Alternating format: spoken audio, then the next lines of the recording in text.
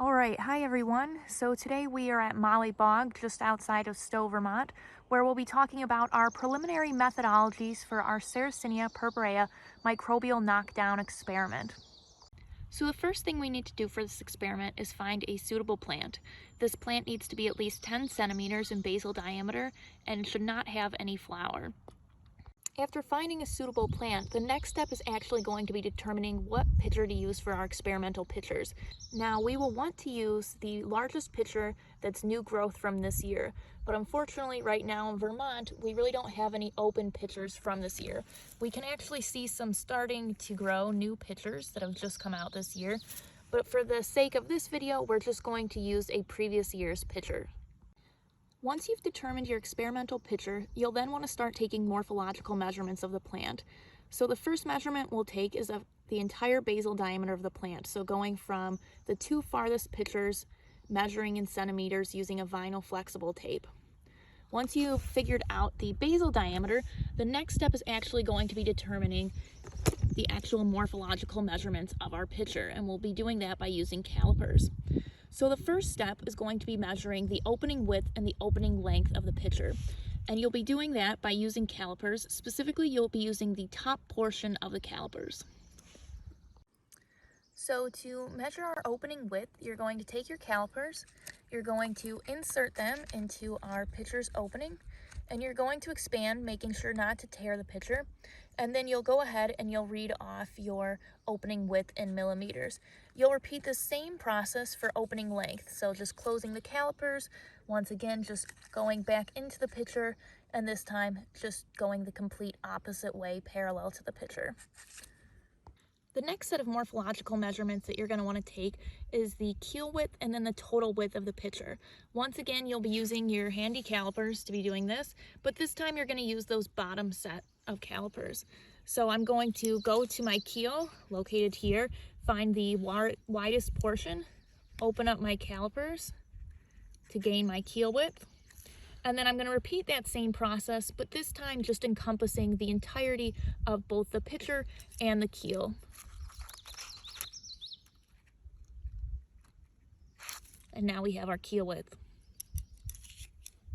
For your final morphological characteristic, you're going to actually want to go back to your vinyl flexible tape, and you're going to measure the total length of your pitcher. So starting from the very tip of your hood, making sure that the tape is holding tight to the pitcher, and going all the way down to the very base of the pitcher to get your total pitcher length.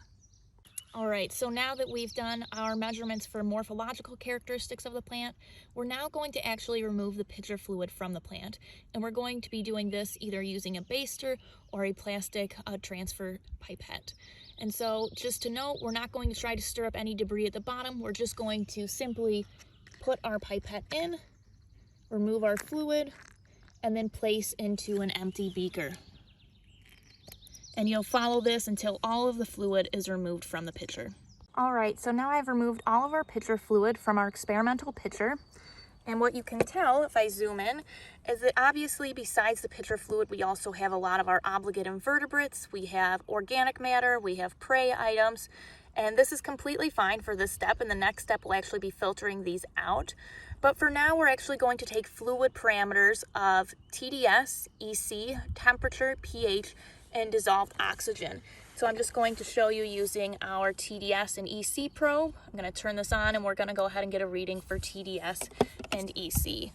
And so you may need to tip the pitcher for the probe to be completely submerged. But then once the probe is completely submerged and our values have stopped, so here we have approximately 0.189 ppms, you'll then of course record that value and move on to your next set of probes. All right, so now that we've measured our fluid parameters, the next step, as I just mentioned, is that we're going to be filtering out all of that organic matter as well as our prey items. And so to do that, we're going to be using another plastic beaker, as well as a 20 micron nylon mesh that's been secured over the beaker using a rubber band. I'm also making sure to push in on the nylon mesh so that the pitcher fluid, once we pour in from our previous beaker, doesn't overflow on the sides. And so you'll just want to make sure to pour slow and steady, making sure that nothing is lost. You're also, during this time, going to want to take account, once all of your fluid is over, of any of the obligate invertebrates that are present, noting their type, and a just kind of approximation of their abundance. Now you can see almost all of our pitcher fluid has drained through our nylon mesh, and now we're left with all of our prey items, our organic matter and detritus, as well as those obligate invertebrates that you took account of. The next step before we actually place these back into the pitcher is that we're going to be using our antibiotic solution, and we're going to be pouring that back into our experimental pitcher. Once that's completed, we can then scoop up all of that organic matter and prey items that we just captured in our mesh and place those back into the pitcher.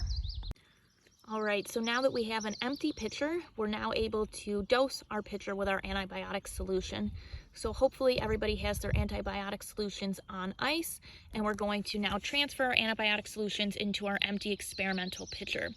So just remember, we're going to be pouring our solution to about halfway or 2/3 of the way full for our pitcher.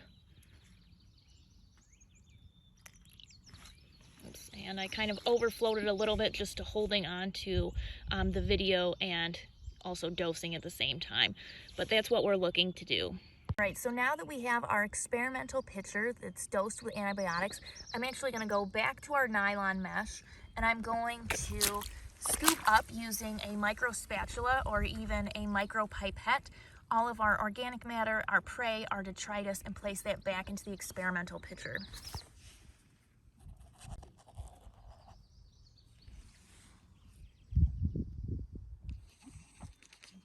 And you'll continue this process until all of the organic matter, prey, and invertebrates are back into the pitcher.